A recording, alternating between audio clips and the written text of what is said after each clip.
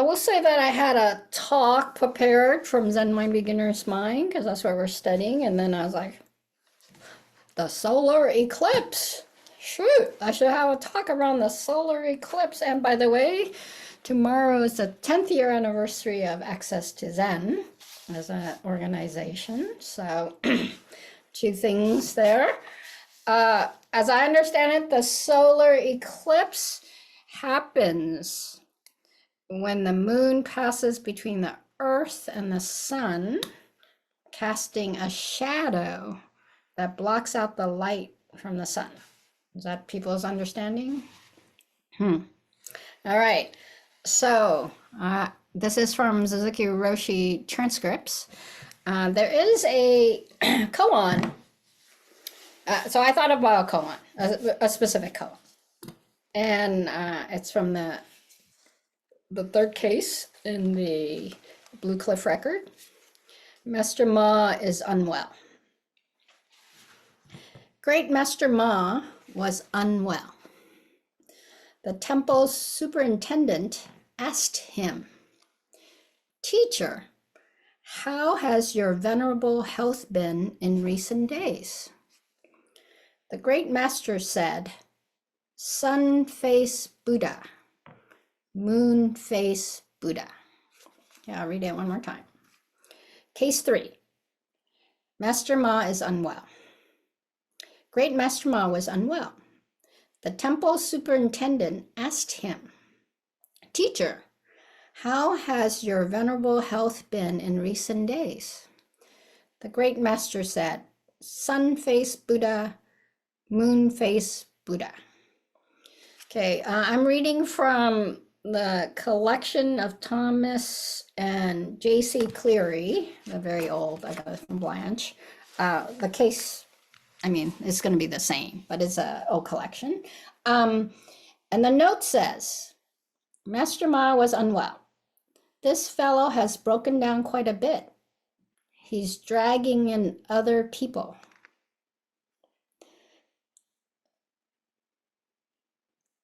The temple superintendent asked him, "Teacher, how has your venerable health been in recent days?"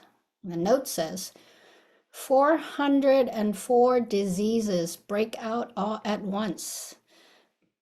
They'll be lucky if they're not seeing off a dead monk in 3 days. This question is in the course of humanity and righteousness. So it's an important question. The great master said, "Sun face Buddha, moon face Buddha." How fresh and new. Sustenance for his fledgling. So I should know that sun face Buddha is referring to how the sun face Buddha has 1,800 years, lives for 1,800 years, all the time in the world. And the moon face Buddha lives 1 day.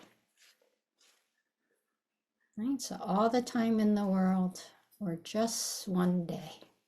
And I apologize, I probably should have said in the meditation content warning of sorts, because it is a powerful question, isn't it? What would you do if you were well and had all the time in the world?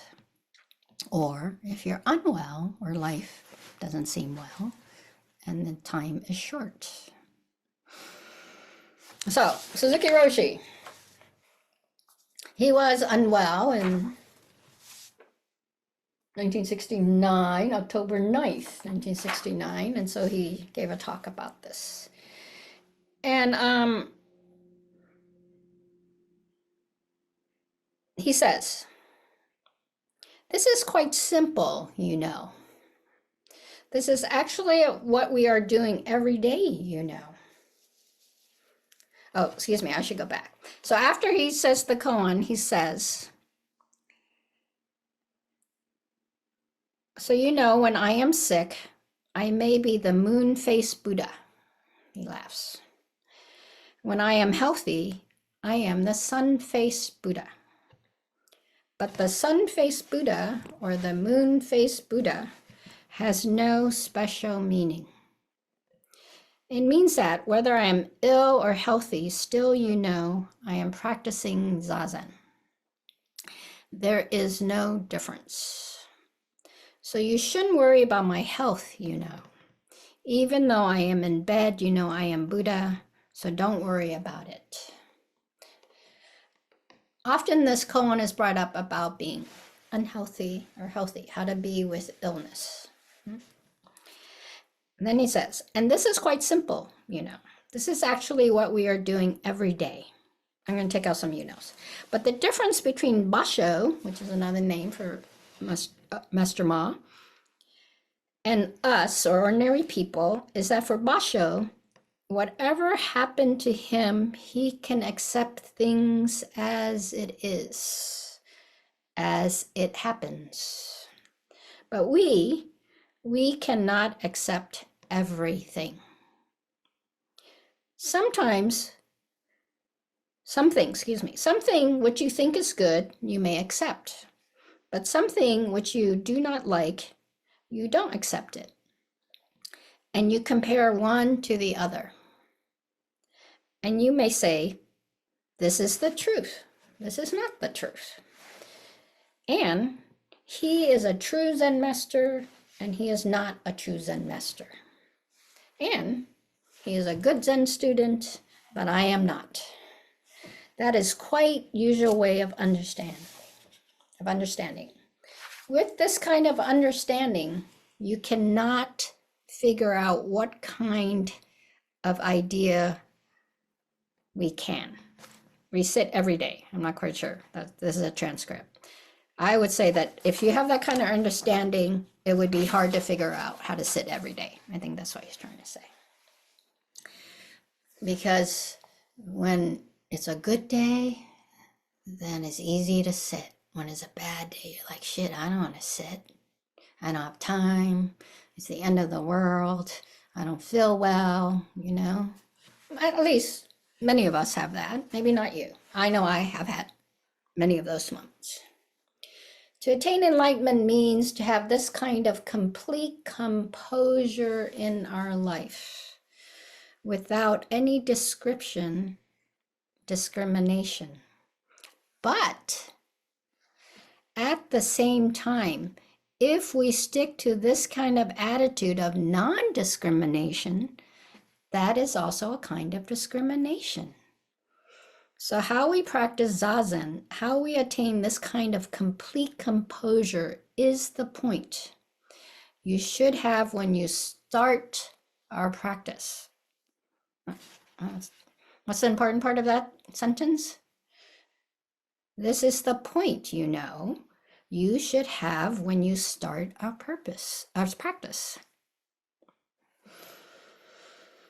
First of all, you should know that with ordinary effort, you cannot practice our way. So he talks about how in Japan, you know, we compare each other and stuff like that. And when you think about good and bad, right and wrong, who's doing well. When I say, don't think means don't treat things in terms of good or bad, or heavy or light, and just accept things as it is.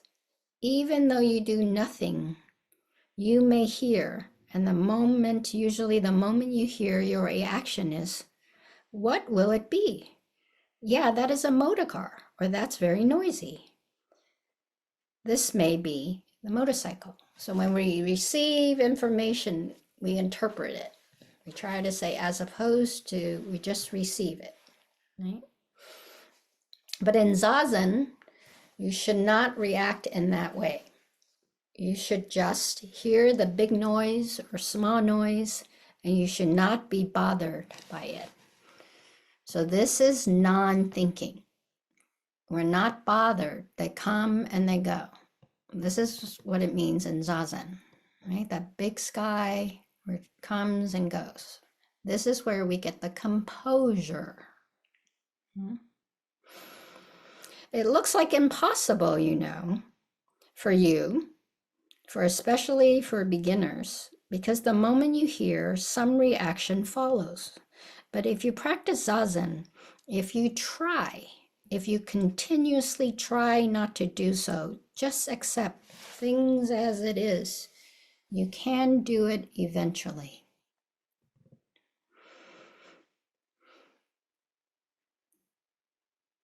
This koan is often also called the long or the short of it. You get it? The long or the short of it. Right? Obviously, the long refers to the length of time with the sun-faced Buddha and the moon-faced Buddha. But it's also the long and short of it, as in our expression of whether it takes a lot of energy or it takes a little, or whether it's good or bad, right? What is it now? How are you going to be with it? We practice to find composure in the midst of the comings and goings of events of our lives, the joys and sorrows. Of course it is difficult, he says. That difficult is not some difficulty to carry some heavy things or to work on mathematics. That difficulty is that very, and then the question mark, wants some special effort. So I would say that difficulty wants some special effort. How you do it is to be concentrated on your posture or breathing or perfect physical practice. This is the only way to have right reaction. So in Zen, we're really into the posture and the breath, but really in a way he's saying we go back to the basics. We go back to knowing the experience of the body. Don't forget that those are the two fundamental parts of what? The first foundation of mindfulness, awareness of the body in the body. It's difficult practice, and a way to work with it is to come back to what is happening right here and right now in this being. But really also to bring it down to the basics. And then he talks about how Zen and samurai, by the way, Soto Zen is more considered the Zen practice of ordinary people, and Rinzai as the practice, the Zen of samurai. Anyway, he's saying about how in samurai, when they practice martial arts, right, they often think I have to win, or I have to kill, I can't lose. And so actually the practice is not in, sword fighting. The practice is in the Zendo. Because where is it when you are driven by I have to win or I can't lose, then it's hard to find composure. So the practice is to actually be in the body fully, to be present given the conditions of life. And we could say whether you're thinking I gotta win or I gotta lose or I can't lose, right? Or maybe you do. I gotta lose to this person so I can make, a big bet. I can win the big bet. I don't know, But whatever the thought is, how do we still have composure? And we notice what thoughts don't give us composure. If we're driven by certain ideals, I can't be a loser. I gotta win. Most of us, when we think of a samurai, it's like, huh? Or you give up your life for honor, right? That's a driven kind of thinking. Is that a way you want to live? You could say. Where's the composure?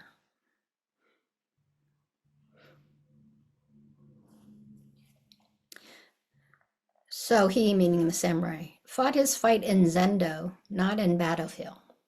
He laughs. But we have not much need in our everyday life, so we don't feel the necessity of this kind of practice. Most of us don't really think about life and death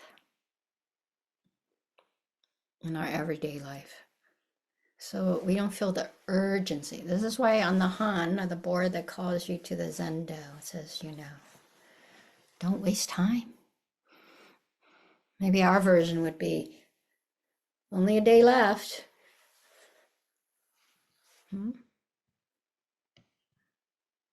But our human problem we have in this world is created this kind of desire, this kind of activity, because we make our effort just to achieve something in the materialistic sense or spiritual sense.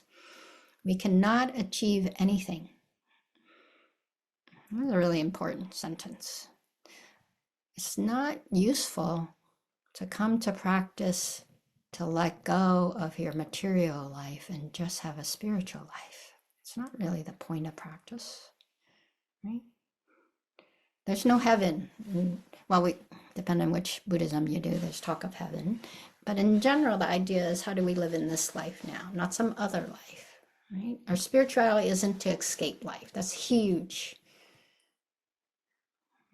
Our practice isn't to escape our problems. That's not how we can't find composure.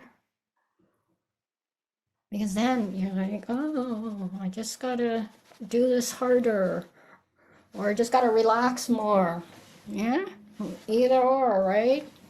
But in some ways, our practice is to figure out when we do that and how to negotiate that. But when we just think it's going to give us something by efforting towards X, be it material, or Z, be it spiritual, or anything else in between, status, title, good Zen student, bad Zen student.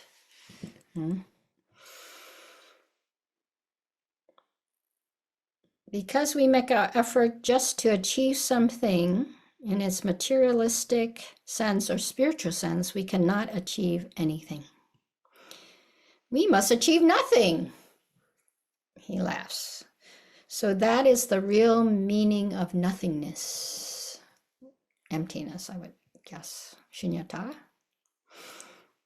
So at first, I think you should observe, you should understand your own everyday activity in two ways. And then you should be able to understand or react in one way without problem. So the two ways are, one, to understand our life in dualistic, good or bad, right or wrong. We should try hard to understand things in terms of good or bad. You might be going, what? What? I have so many notes. No dualism, no dualism. But we should understand when we are perceiving dualistically. Life is not dualistic. It's a perception, right? But we have to know when we're doing it.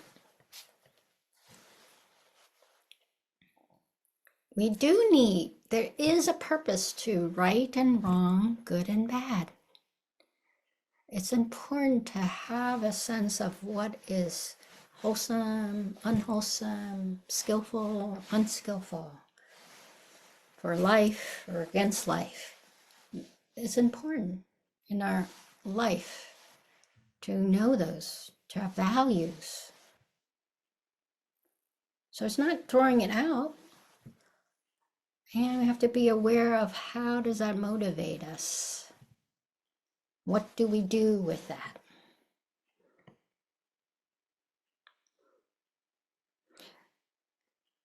We should try hard to understand things in terms of good or bad. And sometime you should understand, this partial word, you should be able to ignore the understanding from the viewpoint of good and bad. So yes, you need to know it, and sometimes you need to ignore it. When do you need to ignore it?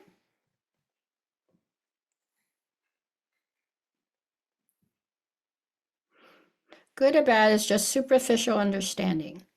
You need to know it because when you concretize around it, this is good, and if everyone else doesn't think this is good, something is wrong with them. And then sometimes when you push really hard, then you're like, but nothing's changing, so something must be wrong with me. So either way, there's suffering, isn't there? Or there's like back and forth, back and forth. So when is a sense of good and bad useful or not useful, skillful or not skillful, wholesome or not wholesome? When does it need to be let go, your sense of right and wrong, good and bad?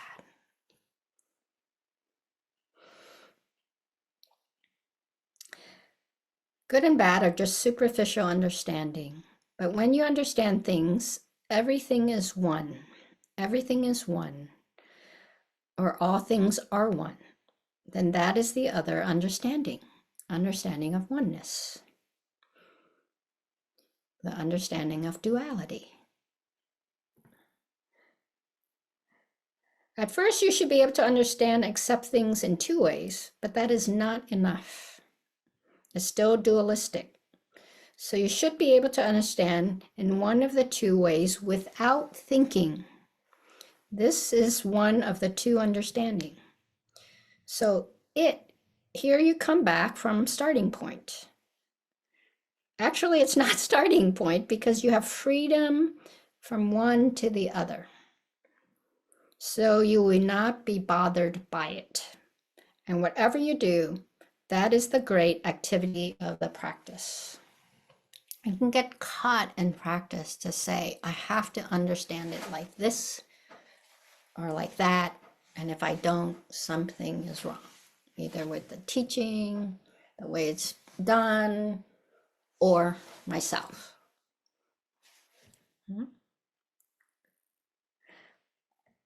The sun-faced Buddha is good.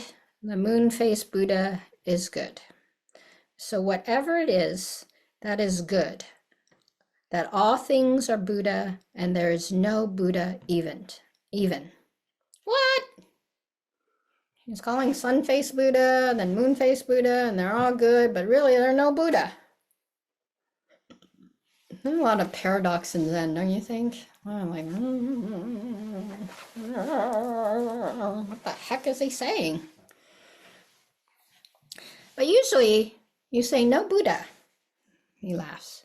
It means you stick to only one of the three understanding. You know, no Buddha is the opposite of Buddha. Buddha, no Buddha, and no Buddha, and Buddha, or no Buddha. I can't even source that one out. Whatever you say, it is all right. If you have complete, understanding of it. Whatever you say, it is all right. Only when you are not, only when you don't understand Buddha, you're concerned about it if I say there is no Buddha. You are a priest. You know why, how you can say there's no Buddha. So if you're a priest, how can I say there's no Buddha?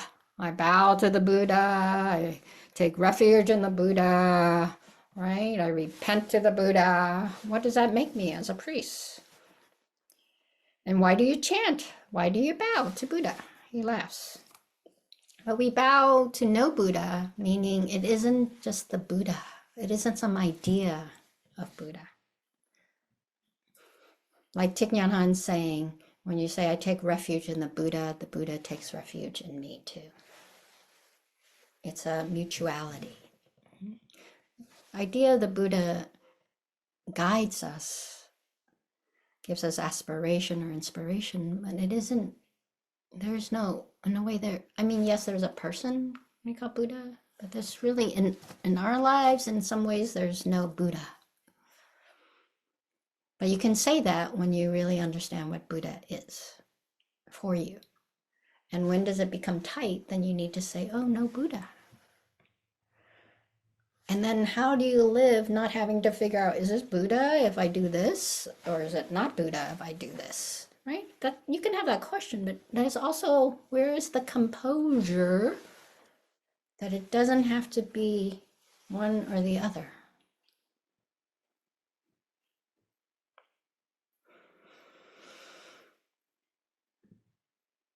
The sun-faced Buddha, the moon-faced Buddha. No trouble. Whether I am a Tassajara or Sokoji, that's no trouble. He laughs a lot. Shouldn't be any trouble. Even though I die, with me it is all right, and with you it is all right. And if it is not all right, you are not Zen students. He laughs. And it's quite all right. That is Buddha. So even if it's not okay with you, that's okay. You're Buddha. If when I die, the moment I am dying, if I suffer, that is all right, That is suffering Buddha. He laughs. No confusion in it. Maybe everyone will struggle because of the physical agony or spiritual agony. But that is all right. That is not a problem. We should be very grateful to have limited body like me or like you. If you have limitless life, it will be a great problem for you. We heard that, right? All the time in the world. Oh, that's a problem.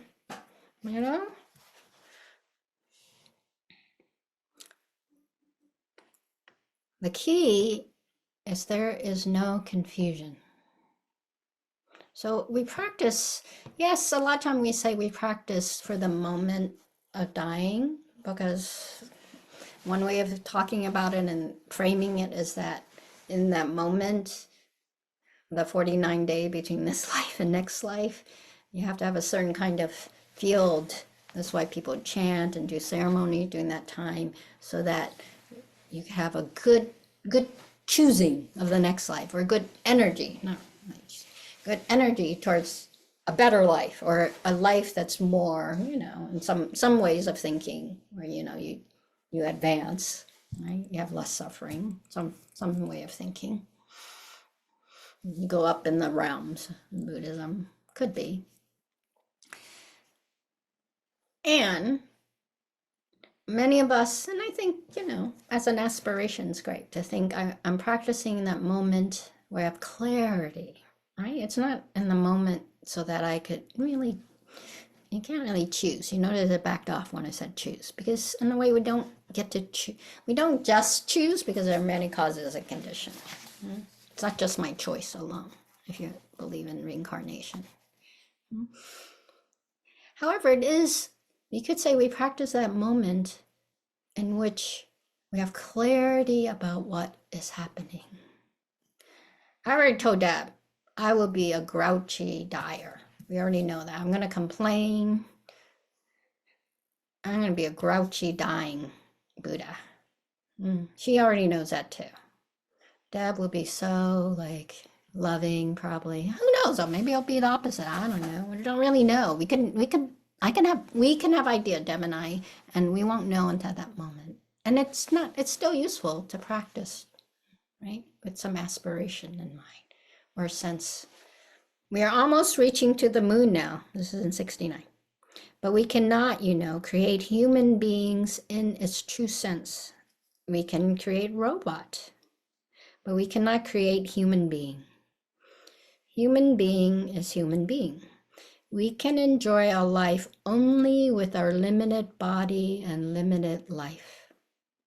This limitation is a vital element for us.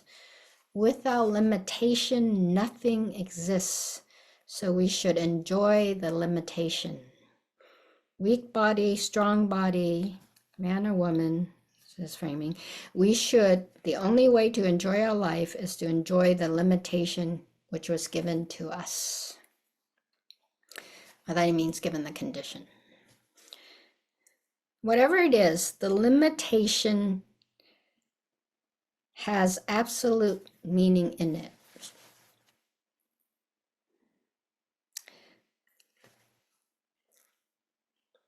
We think about the sun or this as what gives us life. And the moon, kind of like a secondary, right? It's smaller. We don't think about it so much. And yet, it takes the moon being in the middle and casting a shadow for us to realize that the sun is not that all-powerful thing, right?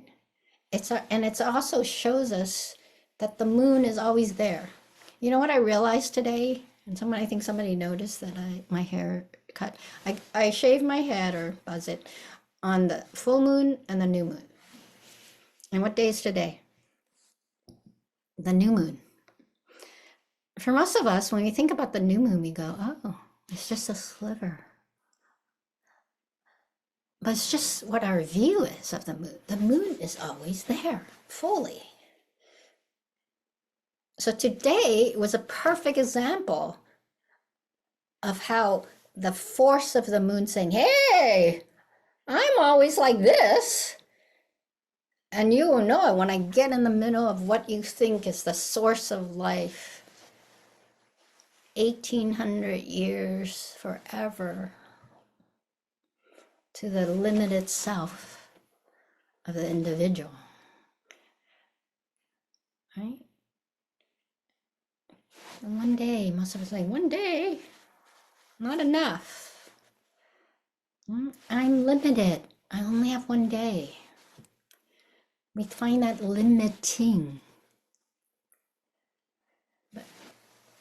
And when the limit shows itself, the way we see the limit is that it's always there. It's always there, our limit, and it's actually shows us the importance of our individualness, right? Because it can block out the sun, if only for 4 minutes or whatever it was, to our view. Notice this is all about our view. The sun is the sun, the moon is the moon, the earth is the earth. It's all about our view, is it not? Where we are, our location, and our view at the moment of where we are. Some people run to go see it. Some people run probably, they were talking about how in the past when the solar eclipse happened, people were afraid and, so whatever story would ring to it. But now we have science and we know that's only 3 and whatever number of seconds. And I saw them interviewing Bill Nye, the science guy, and they can predict now 4,000 years ahead and tell you exactly when we'll have all the solar eclipses. 4,000 years out now. Ooh, we have advanced, have we not? Wherever it is, the limitation has absolute meaning. That is most important point for us to know the limitation. So the sun-faced Buddha, the moon-faced Buddha does not mean I don't care the sun-faced Buddha or the moon-faced Buddha. It means that the sun face, and he hits the table with his kotsu, the teaching stick. It means that the sun-faced Buddha, the moon-faced Buddha, each thing is its own thing. That's how we have composure. Wellness or not wellness, long or short, right or wrong, good or bad. This is what it is. We should enjoy the sun-faced Buddha, the moon-faced Buddha. It is not indifference. We aren't indifferent towards vastness, nor towards individuality or limitation. We understand that our view is limited. And when we fully understand it and accept it, then there is joy there, because you don't gotta win or lose. It's just what it is. That's what we're practicing for. Most of us are going, my view is like this. I need a tweak here, or you need a tweak here, big tweak if it's you, right? Or yeah, I need a big tweak here, but maybe not so much here. You know, like it's all like, and yet what are we now? Right now, right now, right now, right now.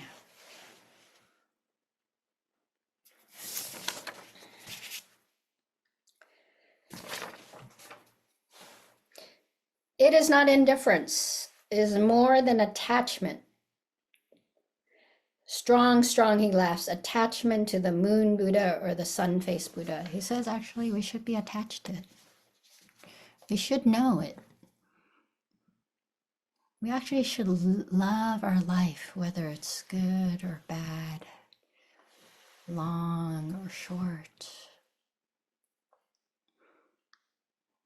We should be attached. A skillful attachment, you know. We should care about our life. We should care about living and how we're living. Usually our attachment, we say non-attachment. When our attachment reaches to the non-attachment, that is real attainment. So the attachment is to life. The attachment isn't to this is good life, bad life in a way. Yes, that's one that we hold that and that we don't throw it totally out. But really it's where do we place the love? And you know, many of you guys brought that up, be it because of long or short. You want the people you love and you want the food you love. Right? Material and, you know, spiritual, you could say, or spiritual and material, you could say. That's all right. Pho. I always thought if I could choose my last meal, be pho, and then I became vegan. There'll still be vegan pho, I guess. I don't know. I'll have to rethink that one. Huh? Oh, pho, as some of you would say. All right. When our attachment reach, oh, I already said that. So if you attach to something, you should attach to something completely. He laughs. The sun-faced Buddha, the moon-faced Buddha. I am here, you know. I am right here. That's what sun-faced Buddha and moon-faced Buddha is. When I'm sick, I am here. When I'm not sick, I am here. I am right here. How are you living, no matter, sun long, short, good, bad? This kind of confidence within ourselves is important. When you have this kind of confidence in yourself, in your being, we can practice true zazen, which is beyond perfect or imperfect, good or bad. Thank you very much, he says. Oh, I'm not done. Sorry, that was what he said. I know it's time. I'm going to wrap this up. Faked you out. No, I didn't do it on purpose. Let's see. Let's see if I have any other. Oh, just one. Tomorrow, I already said, April 9th is the 10th year anniversary of Access Chant. So tomorrow's a day to mark 10 years. These are two relative points that we celebrate, or I celebrate, if you don't. But we do that to highlight the inconceivable, the absolute, which is the moments that we all have put in to access to Zen. It isn't a day or 10 years. I mean, how many hours and minutes and seconds have you guys put in already? A little extra already tonight. All the time that you've put in, all the various A to Z people that have come through these doors, you could say, right?